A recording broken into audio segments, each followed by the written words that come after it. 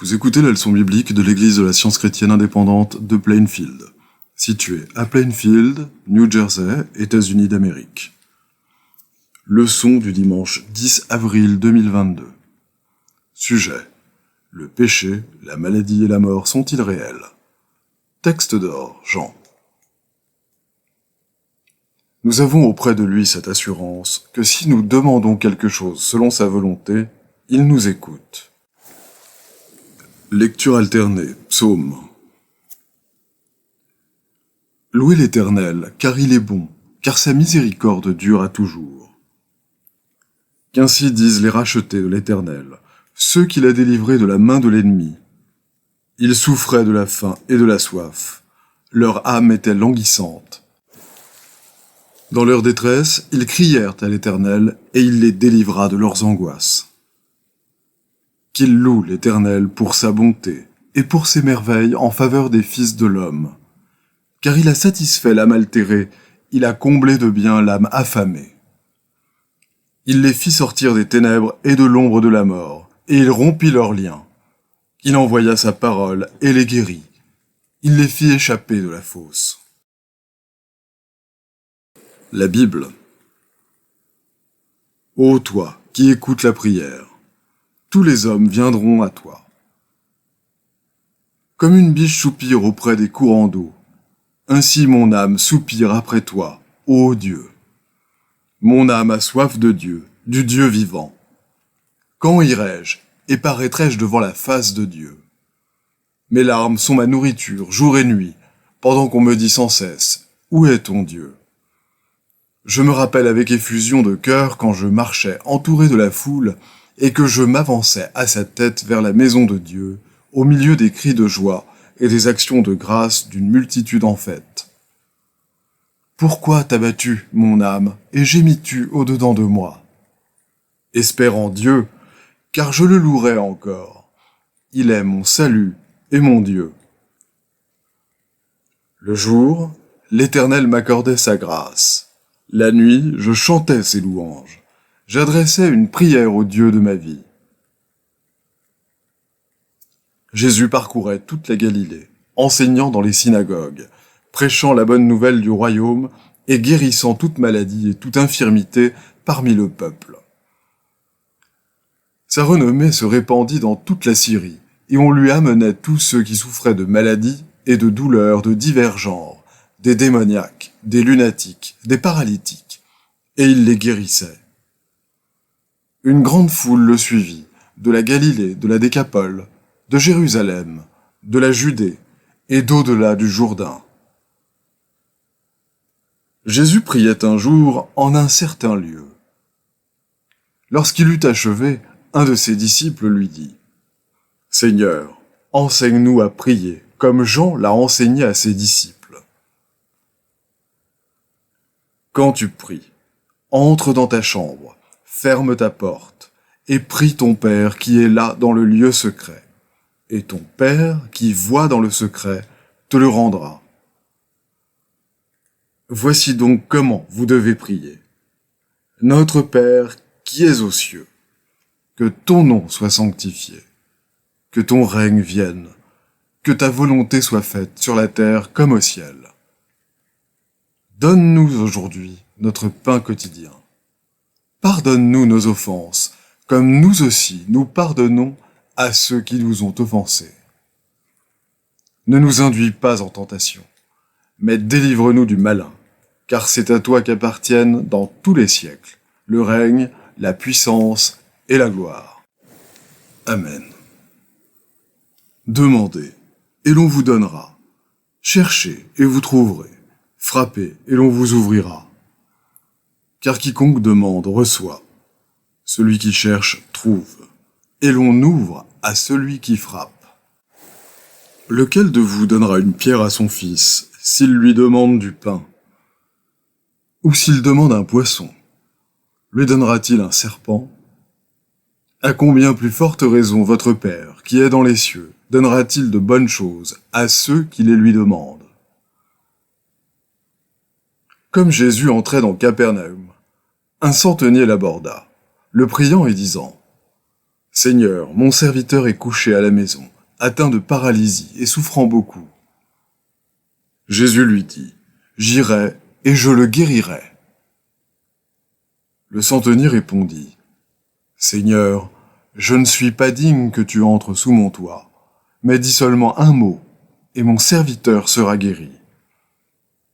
Car moi qui suis soumis à des supérieurs, j'ai des soldats sous mes ordres, et je dis à l'un, va, et il va, à l'autre, viens, et il vient, et à mon serviteur, fais cela, et il le fait. Après l'avoir entendu, Jésus fut dans l'étonnement, et il dit à ceux qui le suivaient, Je vous le dis en vérité, même en Israël, je n'ai pas trouvé une aussi grande foi. Puis Jésus dit au centenier, Va, qu'il te soit fait selon ta foi. Et à l'heure même, le serviteur fut guéri. Jésus, étant monté dans une barque, traversa la mer et alla dans sa ville. Et voici, on lui amena un paralytique couché sur un lit. Jésus, voyant leur foi, dit au paralytique, « Prends courage, mon enfant, tes péchés te sont pardonnés. » Sur quoi quelques scribes dirent au-dedans d'eux, « Cet homme blasphème. » Et Jésus, connaissant leurs pensées, dit, « Pourquoi avez-vous de mauvaises pensées dans vos cœurs? Car lequel est le plus aisé de dire, « Tes péchés sont pardonnés » ou de dire, « Lève-toi et marche » Or, afin que vous sachiez que le Fils de l'homme a sur la terre le pouvoir de pardonner les péchés. Lève-toi, dit-il au paralytique, prends ton lit et va dans ta maison. Et il se leva et s'en alla dans sa maison. Quand la foule vit cela, elle fut saisie de crainte et elle glorifia Dieu qui a donné aux hommes un tel pouvoir. Le jour suivant, Jésus alla dans une ville appelée Naïn. Ses disciples et une grande foule faisaient route avec lui. Lorsqu'il fut près de la porte de la ville, voici on portait en terre un mort, fils unique de sa mère, qui était veuve. Et il y avait avec elle beaucoup de gens de la ville. Le Seigneur, l'ayant vue, fut ému de compassion pour elle, et lui dit, « Ne pleure pas. » Il s'approcha et toucha le cercueil. Ceux qui le portaient s'arrêtèrent. Il dit, « Jeune homme, je te le dis, lève-toi. » Et le mort s'assit et se mit à parler. Jésus le rendit à sa mère. Puis, ayant appelé ses 12 disciples, il leur donna le pouvoir de chasser les esprits impurs et de guérir toute maladie et toute infirmité. Tels sont les 12 que Jésus envoya après leur avoir donné les instructions suivantes. Guérissez les malades, ressuscitez les morts, purifiez les lépreux, chassez les démons. Vous avez reçu gratuitement, donnez gratuitement. Quelqu'un parmi vous est-il dans la souffrance? Qu'il prie. Quelqu'un est-il dans la joie? Qu'il chante des cantiques. Quelqu'un parmi vous est-il malade? Qu'il appelle les anciens de l'Église et que les anciens prient pour lui en loignant d'huile au nom du Seigneur. La prière de la foi sauvera le malade et le Seigneur le relèvera, et s'il a commis des péchés, il lui sera pardonné. Confessez donc vos péchés les uns aux autres et priez les uns pour les autres afin que vous soyez guéris. La prière fervente du juste a une grande efficace.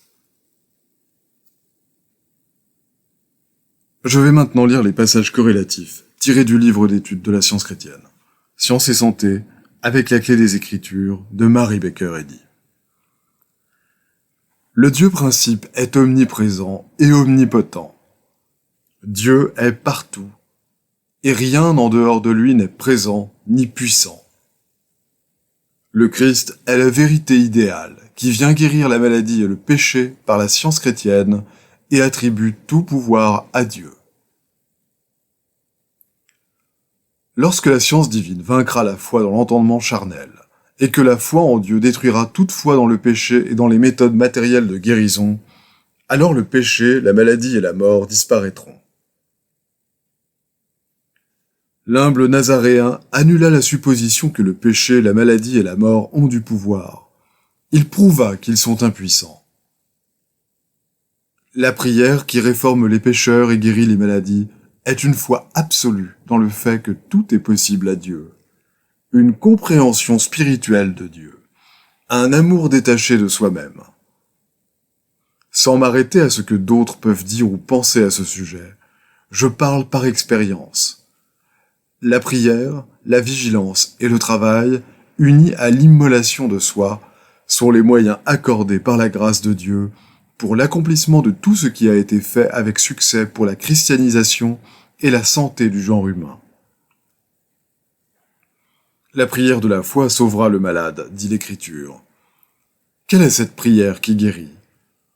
Simplement demander à Dieu de bien vouloir guérir les malades ne peut nous donner plus de la présence divine que ce qui est toujours là. L'effet bienfaisant d'une telle prière pour les malades se fait sentir dans l'entendement humain, le faisant agir plus puissamment sur le corps en raison d'une foi aveugle en Dieu. Cela pourtant n'est qu'une croyance qui en chasse une autre. Une croyance à l'inconnu qui chasse une croyance à la maladie. Ce qui agit par une croyance aveugle n'est ni la science, ni la vérité. Ce n'est pas non plus la compréhension humaine du divin principe guérisseur tel qu'il fut manifesté en Jésus, dont les humbles prières étaient des affirmations profondes et consciencieuses de la vérité, de la ressemblance de l'homme avec Dieu et de l'unité de l'homme avec la vérité et l'amour. Devenez conscient un seul moment du fait que la vie et l'intelligence sont purement spirituelles, qu'elles ne sont ni dans la matière, ni matérielles, et alors le corps ne fera entendre aucune plainte. Si vous souffrez d'une croyance à la maladie, vous vous trouverez soudainement guéri. Le chagrin se transforme en joie lorsque le corps est gouverné par la vie, la vérité et l'amour spirituel. D'où l'espoir que donne la promesse de Jésus. Celui qui croit en moi fera aussi les œuvres que je fais, parce que je vais auprès du Père.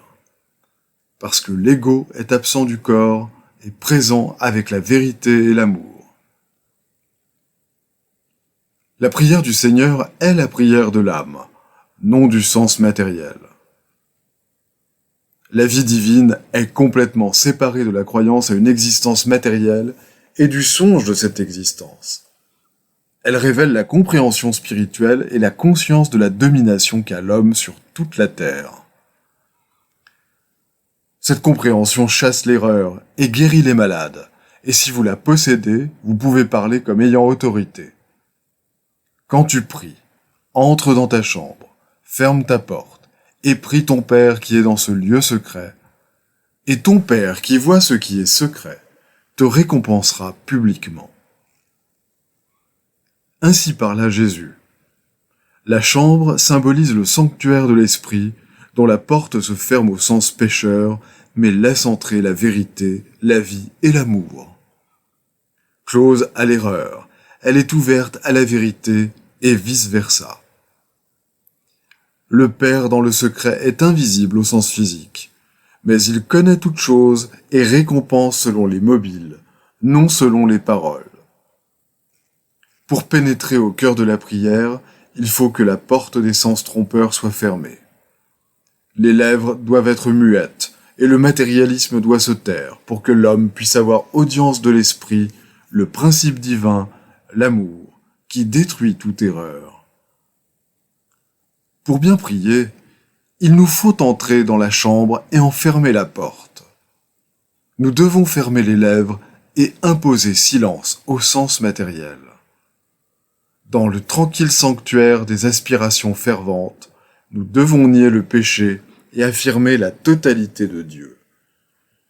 Nous devons prendre la résolution de porter la croix et aller de l'avant, le cœur honnête, pour travailler et veiller afin de trouver la sagesse, la vérité et l'amour. Nous devons prier sans cesse. Une telle prière est exaucée dans la mesure où nous mettons nos désirs en pratique. Le commandement de notre Maître est que nous prions dans le secret et que notre vie atteste notre sincérité. Les chrétiens se réjouissent d'une beauté et d'une abondance invisibles, cachées au monde, mais connues de Dieu. L'oubli de soi, la pureté et l'affection sont des prières constantes. La pratique, non les professions de foi, la compréhension, non la croyance, gagne l'oreille et la droite de l'omnipotence et nous attire assurément des bienfaits infinis. Un grand sacrifice de choses matérielles doit précéder cette compréhension spirituelle avancée. La prière la plus élevée n'est pas simplement la prière de la foi, elle est démonstration. Une telle prière guérit la maladie et détruit forcément le péché et la mort. Notre Maître enseigna à ses disciples une seule et brève prière que nous nommons, en souvenir de lui, la prière du Seigneur. Notre Maître dit « Voici donc comment vous devez prier ». Et c'est alors qu'il donna cette prière qui répond à tous les besoins humains. Laissez-moi vous donner ici ce qui, selon ma compréhension, est le sens spirituel de la prière du Seigneur. Notre Père, qui es aux cieux. Notre Père Mère Dieu, tout harmonieux. Que ton nom soit sanctifié. Unité adorable. Que ton règne vienne. Ton règne est venu, tu es toujours présent. Que ta volonté soit faite, sur la terre comme au ciel. Donne-nous de savoir que, de même qu'au ciel, ainsi sur la terre, Dieu est omnipotent, suprême. Donne-nous aujourd'hui notre pain quotidien. Donne-nous ta grâce pour aujourd'hui. Rassasie les affections affamées. Pardonne-nous nos offenses, comme nous aussi nous pardonnons à ceux qui nous ont offensés. Et l'amour se reflète dans l'amour. Et ne nous induis pas en tentation, mais délivre-nous du mal. Et Dieu ne nous induit pas en tentation, mais nous délivre du péché, de la maladie et de la mort. Car c'est à toi qu'appartiennent dans tous les siècles le règne, la puissance et la gloire. Car Dieu est infini, tout pouvoir, toute vie, toute vérité, tout amour, au-dessus de tout et tout. Les devoirs quotidiens de Mary Baker Eddy. Prière quotidienne. Il sera du devoir de tout membre de cette Église de prier chaque jour. Que ton règne vienne, que le règne de la vérité, de la vie et de l'amour divin soit établi en moi et élimine de moi tout péché. Et puisse ta parole enrichir les affections de toute l'humanité et la gouverner. Règle pour les mobiles et les actes. Ni l'animosité, ni un attachement purement personnel ne doivent déterminer les mobiles ou les actes des membres de l'Église mère. Dans la science, l'amour divin seul gouverne l'homme, et un scientiste chrétien reflète les douces aménités de l'amour en réprouvant le péché et en manifestant un véritable esprit de fraternité, de charité et de pardon. Les membres de cette Église doivent journellement veiller et prier pour être délivrés de tout mal, pour ne pas prophétiser, juger, condamner, conseiller, influencer ou être influencés d'une manière erronée. Vigilance face au devoir. Il sera du devoir de chaque membre de cette Église de se défendre journellement contre la suggestion mentale agressive et de ne pas se laisser entraîner à oublier ou à négliger son devoir envers Dieu, envers son leader et envers l'humanité. Par ses œuvres, il sera jugé et justifié ou condamné.